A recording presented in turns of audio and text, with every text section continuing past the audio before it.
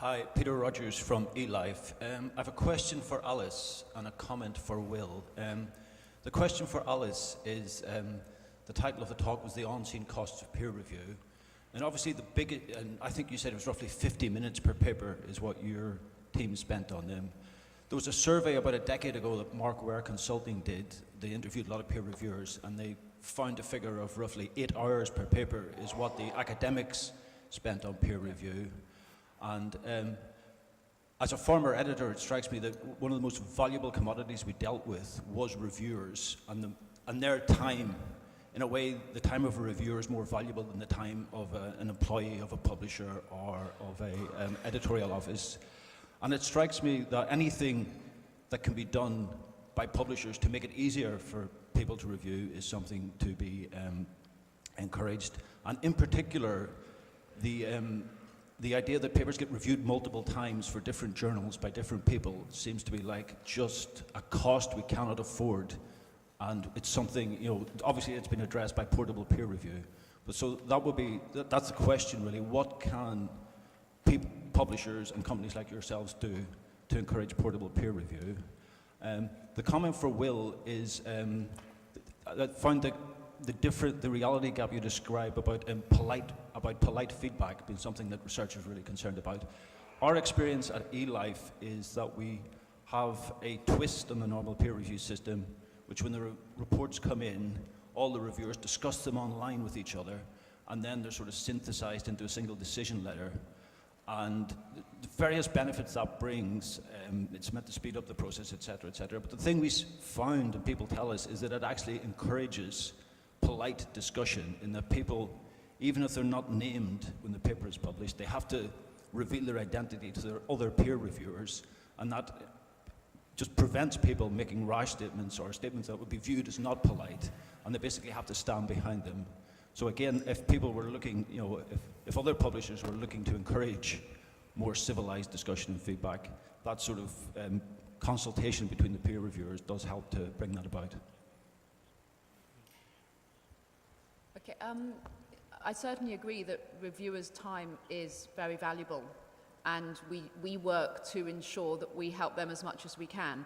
We do work on some journals that do have portal peer review and also accept pre-submission peer review with some of the companies that are available now.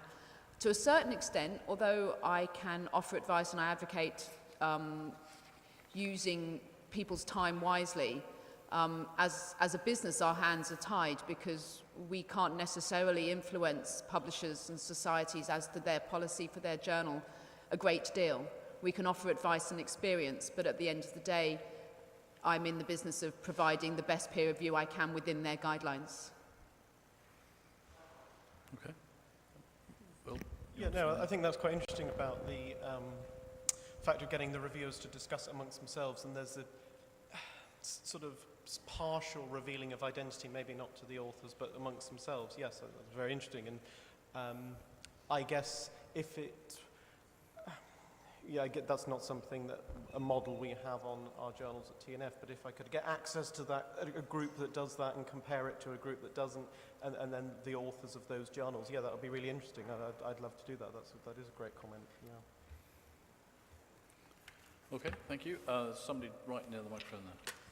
Hi, I'm Kaveh from River Valley.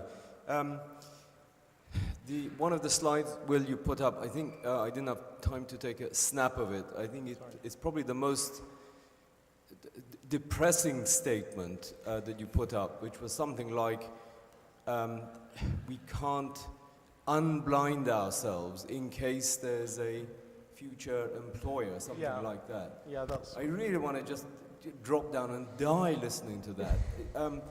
It's not I know we can't solve that, but it is not really a nice state of affairs to have, that in academia, people are saying, basically, the big guys are bullies, I'm going to hide under the table. And this is the one most important phrase I keep hearing against open peer review, which is, I want a job in the future, and that big guy is going to stop me, so please don't name me.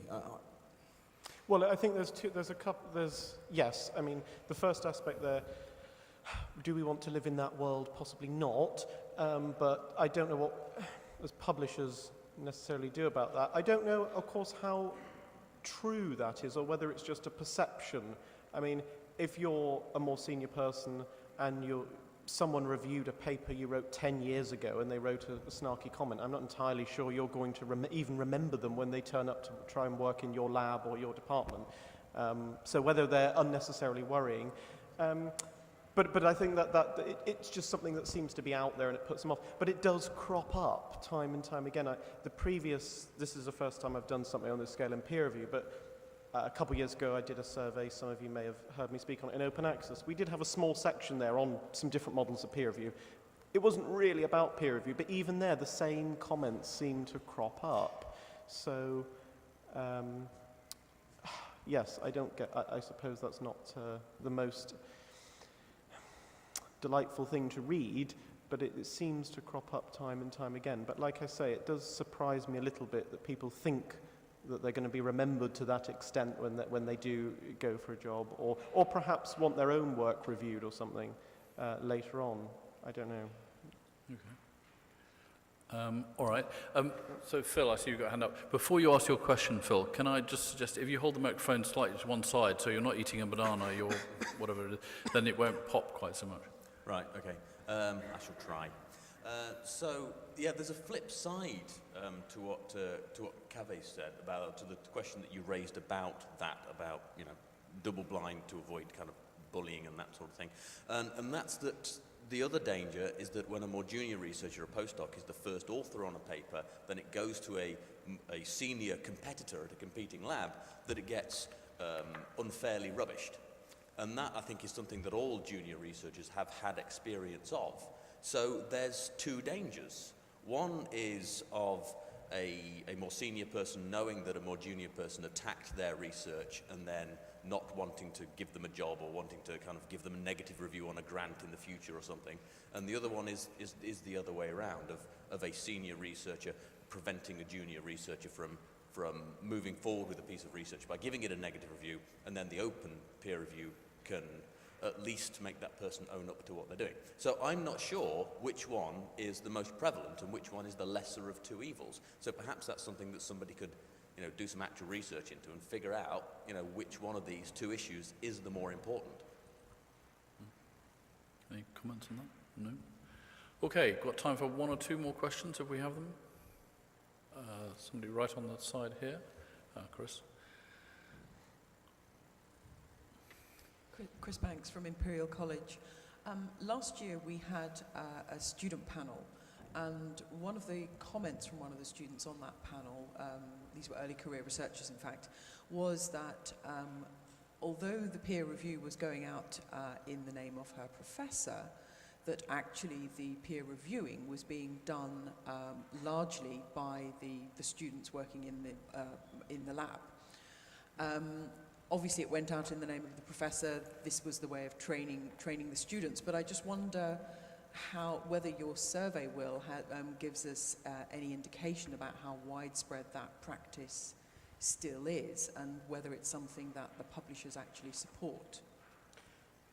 Yeah, this comes in very nicely as a small advert for the next sort of supplement we're going to release. My colleagues are working on it at the moment, actually. I just saw the draft yesterday. It needs to go off to a designer to make it into something a little bit more glossy and attractive. But we've got one on motivations to review, but also training and support. And the conclusion we reached in a nutshell to your question, is this happening, is not nearly enough.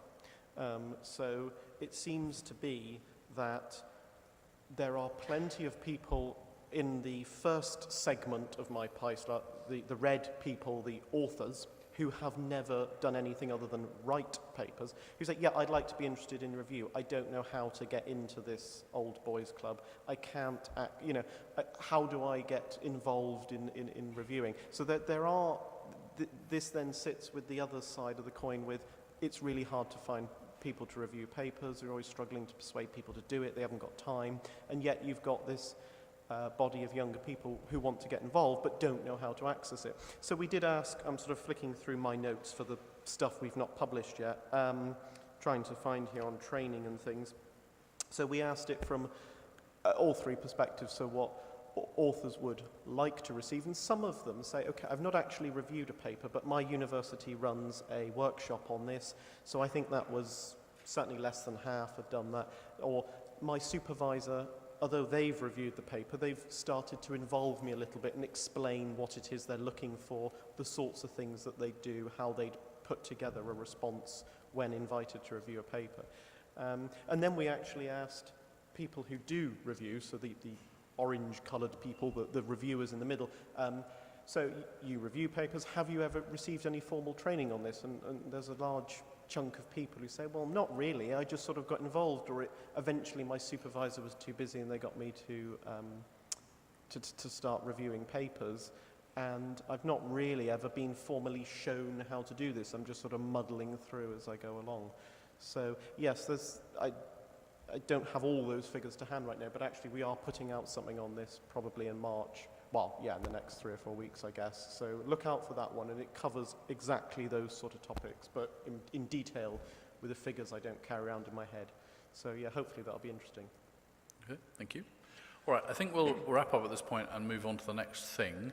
Can you just join me in thanking our two speakers for their excellent presentations? Thank you.